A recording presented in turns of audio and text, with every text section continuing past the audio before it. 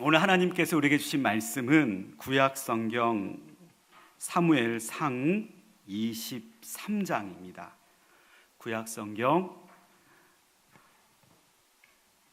사무엘상 23장 15절부터 18절까지 말씀을 우리 함께 봉독하도록 하겠습니다. 사무엘상 23장 15절부터 18절까지의 말씀, 우리 한 목소리로 합독해서 말씀을 함께 읽겠습니다. 시작. 다윗이 사울이 자기 생명을 빼앗으려고 나온 것을 보았으므로 그가 광야 수풀에 있었더니 사울의 아들 요나단이 일어나 수풀에 들어가서 다윗에게 이르러 그에게 하나님을 힘있게 의지하게 하였는데, 곧 요나단이 그에게 이르기를 두려워하지 말라. 내 아버지 사울의 손이 내게 미치지 못할 것이요 너는 이스라엘 왕이 되고 나는 내 다음이 될 것을 내 아버지 사울도 안다 하니라. 두 사람이 여호와 앞에서 언약하고 다윗은 수풀에 머물고 요나단은 자기 집으로 돌아가니라. 아멘. 여러분, 우리 인간은 어떤 존재일까요? 우리 인간은 어떤 특징을 가지고 있을까요? 말로 다 하기가 어렵죠. 우리 인간에 대해서 어떤 존재인지 철학적으로, 과학적으로, 그리고 또 우리 생태적으로 설명하면 설명할수록 한이 없고 끝도 없는 것이 우리 인간의 모습인데, 얼마 전에 공주라는 도시에 갔었습니다. 여러분, 공주 가보셨나요? 공주에 가면 세계문화유산이 있는데 그것이 바로 공산성이라는 세계문화유산이 있습니다. 거기 가보면 정자가 하나 있는데, 저는 그 정자에 얽힌 유래를 보면서 우리 인간이 이런 존재였구나, 그렇지, 우리 인간이 이런 특징이 있지라는 것을 하나 깨달을 수 있었습니다. 한번 사진이 준비되어 있으면 사진을 보여주시죠. 공산성의 그 정자의 이름은 쌍수정이다 라고 되어 있죠. 문화재 자료 제 49호로 되어 있는데, 여러분 보시는 것처럼 정자가 있습니다. 이 쌍수정의 유래는 이러합니다. 1624년에 조선의 왕이었던 인조가 있었죠. 인조가 왕에 있을 때에 반란이 일어나게 돼요. 그 반란이 이괄의 난이었죠. 이괄의 반란이 났을 때 인조 왕은 이 반란을 피해서 피난을 가게 되는데, 어디까지 오게 되면 공주까지 오게 되었다는 거예요. 이 공주에 있던 공산성이라는 돌로 쌓여진 성에서 그가 6일 동안 반란이 진압될 때까지 머물게 되었는데, 여러분 한번 생각해 보십시오. 왕이 지금 어디 와 있는 거예요? 반란을 피해서 도성을 떠나 이 지방에 내려와 있는 거예요. 그 왕의 마음이 어떠했을까요? 얼마나 부끄럽고 얼마나 수치스럽고 얼마나 창피했겠어요. 6일 동안 공주에 머물고 있으면서 인조는 날마다 언덕에 올라서 그는 한양 도성이 보이는 그쪽을 향하여 두 그루의 나무에 기대어 어서 빨리 그 반란이 진압되기를 바랬다는 거예요. 그가 기대고 있었던 두 그루의 나무가 있었다는 거죠. 그래서 6일이 지나고 나자 드디어 그 반란이 진압되었다는 소식을 듣게 됩니다. 그리고 이제는 서둘러 도성 한양으로 돌아갈 채비를 했을 때, 그가 자신이 그렇게 기대었던, 자신을 든든하게 지탱해 주었던 두 그루의 나무를 보고 벼슬을 내리게 돼요. 나에게 힘이 되었다고, 나를 지탱해 주고 내가 의지할 수 있었다고. 그 벼슬이 정상품이었다는 거죠. 그래서 이 공주에서는 그 쌍수 두 그루의 나무를 기려서 정자를 지었는데 그것이 지금의 쌍수정이라고 내려져 오고 있다는 겁니다. 인조 입장에서 보면 한없이 외롭고 힘들 그때에 자신이 기댈 수 있었던 나무가 여러분 얼마나 고마웠겠어요. 그렇기 때문에 말 못하는 미물에 불과한 나무였지만 정상품이라는 높은 관직을 하사했다는 거예요. 오늘날로 말하면 모르겠어요. 군대로 하면 좀 편할 것 같은데 군대로 얘기하면 소장, 별이 2개 있는 그런 관직을 한낱 미물인 나무에게 하사했다는 겁니다. 여러분 그렇습니다. 우리가 그런 존재라는 거죠. 외로울 때, 힘들 때마다 기댈 수 있는 그 무언가를 찾는 존재가 바로 저와 여러분들이라는 거죠. 부모에 의존하기도 합니다. 남편에게 기대기도 하고 아내에게 기대기도 합니다. 기댈 수 있는 사람이 없다면 어떤 사람은 돈에 기대기도 하고요, 권력이나 명예에 기대기도 한다는 거예요. 그런 것들에 기대기도 하는 것이 바로 우리의 모습이라는 거죠. 근데 여러분 얼마나 그 모든 것들이 헛됩니까? 사람에게 기댄다고요? 여러분 돈을 의지한다고요? 여러분 그것이 얼마나 가겠습니까? 영원할 수 있겠습니까? 언제인가 사라지고 말 그것을 우리가 어떻게 의지하고 기댈 수 있다는 거예요. 너무나 헛된 것이라는 겁니다. 그래서 여러분 우리는 오늘도 이 밤에 사람한테 나아가지 않고 하나님께 나온 것이죠. 사람을 붙잡는 것이 아니라 하나님 붙잡기 위해서 오늘 이 밤에 우리가 주님께로 나온 줄 믿습니다. 오늘 이 밤에 나온 여러분들은 사실 오늘 말씀의 제목처럼 하나님을 힘있게 의지하기 위해 나온 귀한 성도님들이신 줄 믿습니다. 오늘 말씀을 통하여 다시 한번 우리가 하나님을 힘있게 붙잡을 수 있는, 그리고 다른 사람, 다른 것들을 기대는 것이 아니라 오직 하나님만을 기대며 살아갈 수 있는 저와 여러분들 되시기를 축복합니다. 오늘 말씀 15절, 16절 두 절을 보면 오늘 말씀의 배경이 이렇게 나옵니다. 지금 다윗이 어디에 있는가? 그가 바로 십광야 수풀에 있었다라고 기록을 하고 있죠. 십이라는 지역에 광야가 있었는데 여러분 광야에 뭐가 있겠어요? 아무것도 없는 것이 광야인데 그 광야의 숲을 별로 크지도 않은 작은 나무 사이에 바로 다윗이 있다는 거죠. 뭘 하고 있었을까요?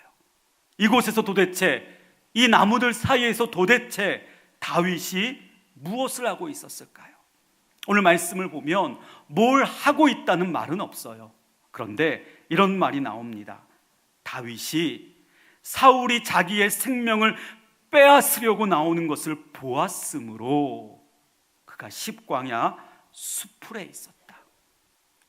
그렇다면 다윗은 뭐 하고 있는 거예요 지금? 그렇죠. 자신을 죽이려고 오는 그 사울을 피해서 수풀에 숨어 있었다는 거예요. 내가 이제는 죽게 되었구나, 내가 이제는 어떤 희망도 없구나, 그런 마음으로 수풀 사이에 숨어 있었던 그 다윗이었다는 거예요. 그런데 그곳에 사울의 아들이었던 요나단이 찾아옵니다. 왜 찾아왔냐면 뭔가를 말하려고 찾아왔어요. 어떤 말이었습니까? 오늘 말씀해 보니까 16절에 하나님을 힘있게 의지하는 그 말을 했다는 거예요. 사실 하나님을 힘있게 의지한다는 말의 원어를 살펴보면 요나단이 다윗의 손을 하나님 안에서 강하게 하였다라는 뜻을 가지고 있어요. 다시요, 요나단은 하나님으로 말미암아 다윗을 격려했다는 말이에요. 다시 말하면 요나단은 하나님 때문에 다윗에게 힘을 주고 있었다라는 말이죠. 여러분 그렇습니다. 하나님 때문에요. 하나님으로 말미암아 이렇게 비록 숨어 있지만, 야, 네가 하나님 붙잡아야지. 야, 네가 하나님을 의지해야지. 하나님의 약속이 있잖아. 너 그 약속을 신뢰해야지. 이렇게 요나단은 다윗에게 말하고 있다는 거죠. 여러분, 너무나 대단하지 않습니까? 요나단이 그렇게 다윗으로 하여금 하나님을 힘있게 의지하게 했다는데, 그렇게 하나님을 힘있게 의지하면 변화되는 것이 있고 바뀌는 것이 있어요. 무엇이 변할까? 무엇이 바뀔까? 오늘 말씀 17절을 보면 오늘 이렇게 기록이 되어 있습니다. 17절 말씀을 같이 한번 읽어보겠습니다. 곧 요나단이 그에게 이르기를 두려워하지 말라. 내 아버지 사울의 손이 내게 미치지 못할 것이요, 너는 이스라엘의 왕이 되고 나는 내 다음이 될 것을 내 아버지 사울도 안다 하니라. 두 가지를 우리가 좀 생각해 봐야 합니다. 하나님을 힘있게 의지하면 변화되는 게 있어요. 바뀌는 것이 있어요. 우리가 달라지는 것이 있다는 거예요. 첫 번째로 우리 마음속에 있었던 두려움이 사라지게 된다는 거죠. 여러분, 지금 다윗은 십광야에 있는 숲풀에 숨어 있어요. 요나단이 찾아왔던 것처럼 언제라도 사울의 군대가 찾아오고 사울이 찾아와서 칼로 내리칠 수 있는 그런 위급한 상황이었다는 거예요. 자신을 도와줄 만한 사람이 아무도 없었어요. 십광야의 사람들조차, 그 지역의 사람들조차 비록 다윗처럼 같은 유다 지파의 사람들이었지만, 그래서 그 언제인가 블레셋이 이곳에 쳐들어왔을 때에 다윗이 그렇게 얘기하죠. 내가 이곳을 지키겠다고, 내가 이곳을 위하여 블레셋 군대와 싸우겠다고 말하며 앞장서서 싸워주었지만, 십광야의 사람들은 다윗을 배신하고 맙니다. 지금 다윗이 어디에 숨어 있는지를 사울에게 찾아가서 밀고하게 되죠. 다윗에게는 도와줄 수 있는 어느 누구도 없었어요. 그 숲풀에 홀로 숨어 있는 다윗의 마음이 두려울 수밖에 없었죠. 그런데 바로 그때에 하나님께서 요나단을 통하여 말씀하시는 겁니다. 두려워하지 말라. 무엇 하나 상황이 바뀐 것 없지만, 아니 오히려 상황은 더욱더 악화되어져 가는 것처럼 보이지만, 그런 상황 속에서 하나님을 힘있게 의지하라는 그 요나단의 말을 통하여 다윗은 점점 느끼게 되는 거죠. 자신의 마음속에 가득 차 있던 두려움이 사라지고 있다는 것을요. 여러분, 그렇습니다. 우리가 하나님을 힘있게 의지하면 우리 마음속에 있는 두려움이 사라지게 될 줄 믿습니다. 우리의 삶 속에 우리의 믿음을 연약하게 만드는, 우리를 흔들어버리는 그 모든 두려움마저도 우리가 하나님을 강하게 의지할 때에 사라지게 될 줄 믿습니다. 하나님은 두려움을 원치 않으십니다. 두려움은 믿음을 연약하게 만듭니다. 그래서 우리가 이 땅 가운데 살아가면서 이 두려움에 사로잡히지 않기 위하여, 하나님만 바라보기 위하여 우리가 해야 하는 것은 하나님을 힘있게 의지하는 것. 여러분, 기억하셔서 어떠한 두려움에도 사로잡히지 아니하고 하나님을 힘있게 의지할 수 있는 저와 여러분들 되시기를 축복합니다.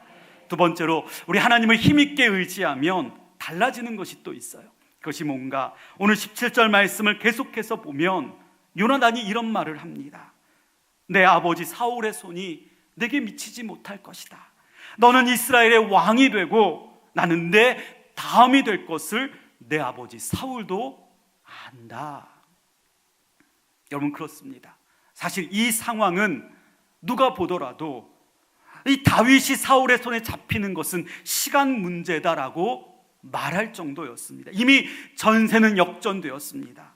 사울은 다윗이 그 알리에 있다는 소식을 들었을 때에 이렇게 말합니다. 하나님께서 내 손에 다윗을 넘기셨구나. 이제 다윗은 도간에 든 쥐와 같다라고 자신 있게 말합니다. 이제는 다윗을 붙잡아서 그를 죽이고 말겠다고 사울은 자신 있게 이야기합니다. 그런데 여러분, 상황이 그렇다 할지라도 하나님은 그렇게 말씀하지 않으십니다.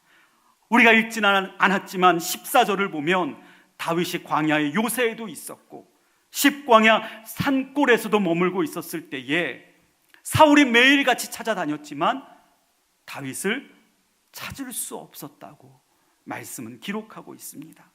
그리고 요나단을 통해서 하나님 말씀하시는 거지요. 다윗이 이스라엘의 왕이 될 것이라고, 하나님께서 약속하신 그 언약의 말씀이 마침내 이루어질 것이라는 그 놀라운 역사. 여러분, 그것이 어찌 보면 경쟁자일 수도 있는 요나단의 입을 통하여 선포되고 있다는 거예요. 여러분, 이것이 바로 하나님의 놀라운 역사죠. 하나님을 힘있게 의지하는 자는 하나님의 약속의 그 말씀이 이루어지고 성취되어지는 것을 보게 된다라는 것이에요. 우리 성도님들 모두가 하나님을 날마다 힘있게 의지함으로 말미암아 여러분들에게 허락하신 그 약속의 말씀들이 하나둘씩 이루어지는 것, 여러분의 눈으로 목격하고 목도하게 되기를 축복합니다. 그래요, 우리는 이렇게 하나님을 힘있게 의지해서 하나님을 힘있게 의지할 때에 주시고자 하시는 것들을 받아야 합니다.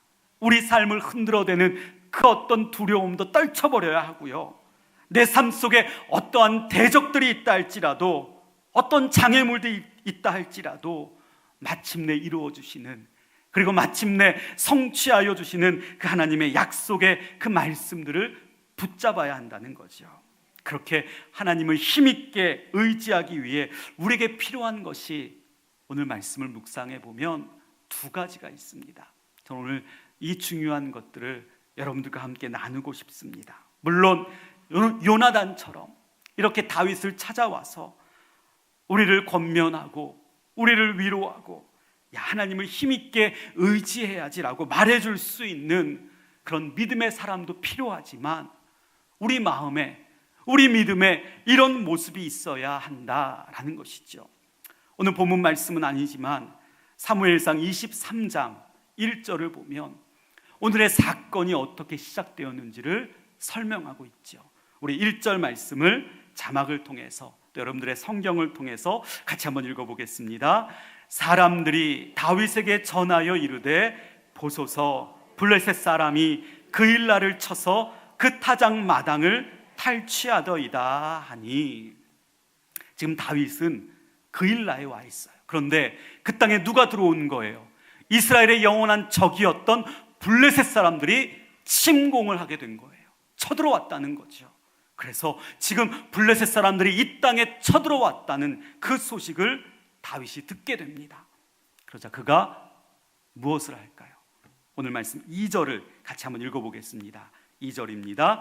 이에 다윗이 여호와께 묻자와 이르되, 내가 가서 이 블레셋 사람들을 치리이까? 여호와께서 다윗에게 이르시되, 가서 블레셋 사람들을 치고 그일라를 구원하라 하시니.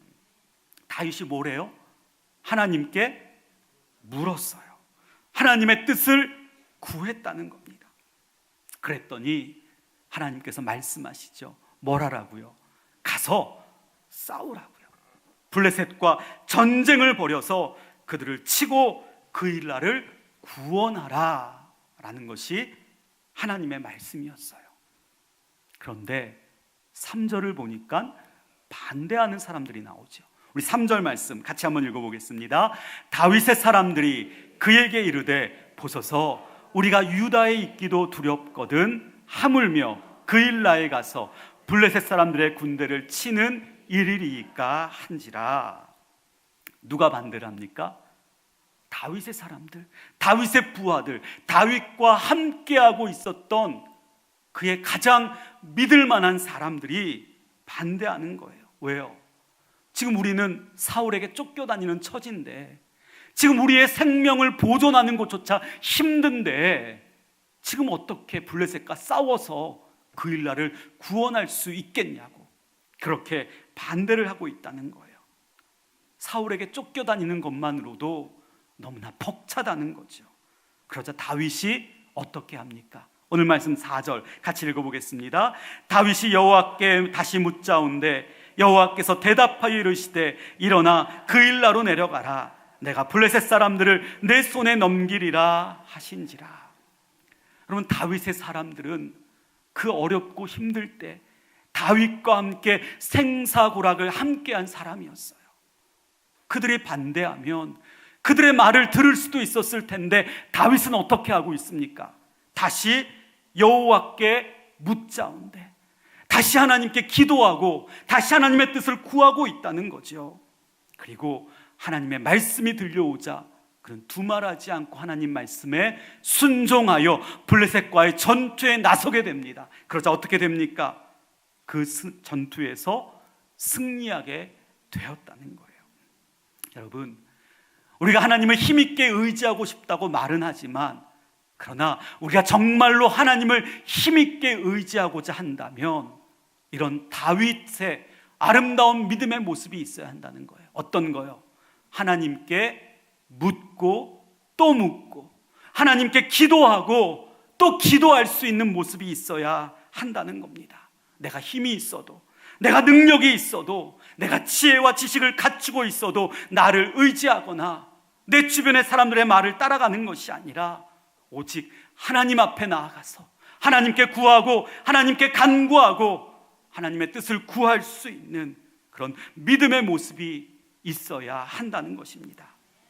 그러면 참으로 견디기 힘든 그 고난 속에서도 우리는 하나님을 힘있게 의지할 수 있게 될 줄 믿습니다.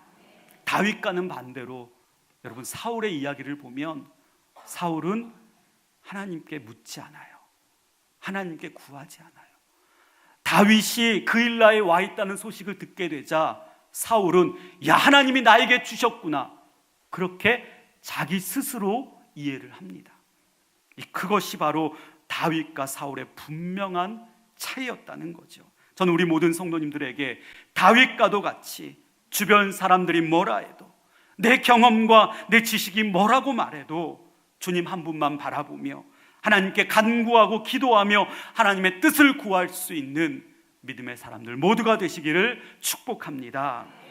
두 번째로, 여러분, 우리가 하나님을 힘있게 의지하기 위해 필요한 것이 하나 더 있습니다.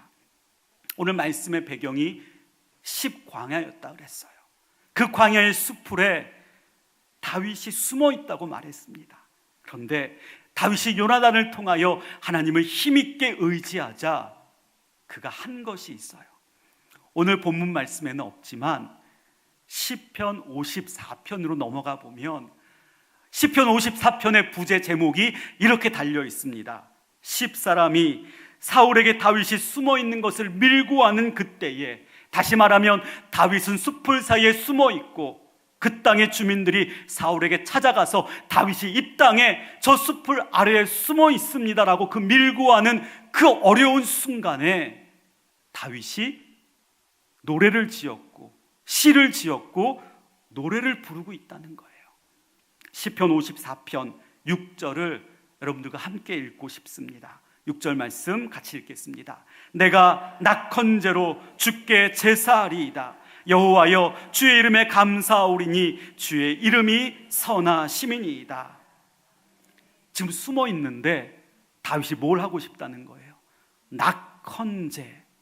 그러면 이 제사는 남이 시켜서 하는 제사가 아니라 내가 자원해서, 내가 기뻐서, 내가 너무나 감사해서 드리는 제사가 바로 낙헌제예요.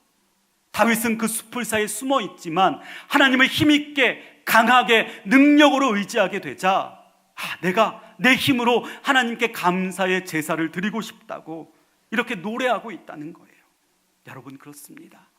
하나님을 힘있게 의지하기 위해서는 어떤 고난이 있다 할지라도요, 감사의 제사를 드릴 수 있어야 한다는 거예요.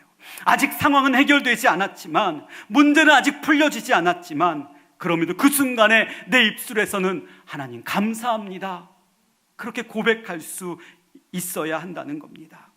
문제가 풀려지고 열매가 맺혀지고 어려움이 사라지고 나서야 감사할 수 있다면 여러분, 세상 사람들과 다를 바가 없죠. 세상 사람들도 그런 일들을 받게 되면 감사하는데, 우리 믿음의 사람들은 열매가 없어도, 여전히 문제가 남아 있어도, 어려움이 산적해 있어도 하나님께 나아가 즐거이 자원하며 낙헌제를 드리는 감사의 고백을 드려야 한다는 것입니다. 어떤 고난의 현장에서도 감사의 고백을 드리며 주님 앞에 나아갈 수 있는 저와 여러분들 모두가 되시기를 축복합니다. 오늘 말씀 정리합니다. 하나님을 힘있게 의지하면 달라지는 게 두 가지 있다 그랬죠. 첫 번째, 내 안에 있는 두려움이 사라지게 된다 그랬어요. 혹시나 두려움이 있으시다면 하나님을 붙잡음으로 인하여 두려움을 떨쳐버릴 수 있는 여러분들 되시기를 바랍니다. 또 하나님을 힘있게 의지하면 무엇을 보게 된다고요? 나를 향하여 약속하신 그 언약의 말씀, 약속의 말씀이 이루어지는 것을 보게 된다고요. 그래서 하나님께서 내 인생에 이런 복을 주셨구나, 이런 약속의 말씀을 이루어 가시는구나라고 고백하게 된다는 거죠. 이 놀라운 축복을 받게 되시기를 간절히 원합니다. 그리고 또 두 가지가 있었어요. 그것은 하나님의 강하게 의지하기 위해서 우리에게 필요한 것이 있다 그랬죠. 첫 번째는 뭐였죠? 하나님께 나아가 묻고 또 묻고 묻고 또 물을 수 있는 그 모습이 먼저 있어야 된다는 거예요. 다른 사람 찾아가고 다른 것 의지하는 것이 아니라 하나님밖에 없습니다. 그 믿음으로 나아가 하나님께 기도하는 것. 또 하나는 어떠한 고난의 자리에서도 여전히 하나님께서 역사하실 놀라운 일들을 기대하며 감사의 고백을 드리고 감사의 예배를 드릴 수 있는 우리의 모습이 되어야 우리가 하나님을 강하게 의지할 수 있는 믿음의 사람이 될 줄 믿습니다. 우리가 뭘 해야 됩니까? 염려해야 됩니까? 걱정해야 됩니까? 다시 한번 다윗의 이야기를 생각해 보면서 그렇지, 우리가 기도의 자리로 나아가야지.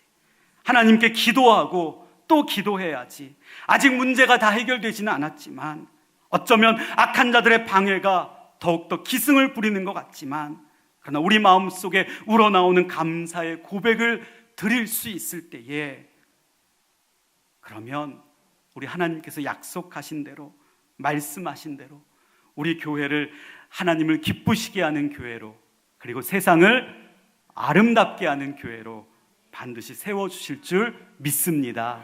이 사역을 위하여 우리 세우신 담임 목사님을 강건하게 세워주실 줄 믿습니다. 그래요. 이 믿음으로 저는 이 한 주간 다시 한번 여러분들의 삶의 자리로 돌아가 가정에서나 일터에서나 하나님을 힘있게 붙잡고 기도의 자리로 나아갈 수 있는 저와 여러분들 모두가 되시기를 축복합니다. 마지막으로 여러분들과 함께 이런 찬양을 부르고 싶었습니다. 괴로울 때 주님의 얼굴 보라, 평화에 주님 바라보아라. 주님 바라볼 때에 주님의 평화가 우리 가운데 임하게 될 줄 믿습니다. 우리 함께 이 찬양 부르고 말씀을 마치도록 하겠습니다. 괴로울 때 주님의 얼굴 보라, 평화의 주님 바라보아라. 세상에서 시달린 친구들아, 위로의 주님 바라보아. 2절입니다. 힘이 없고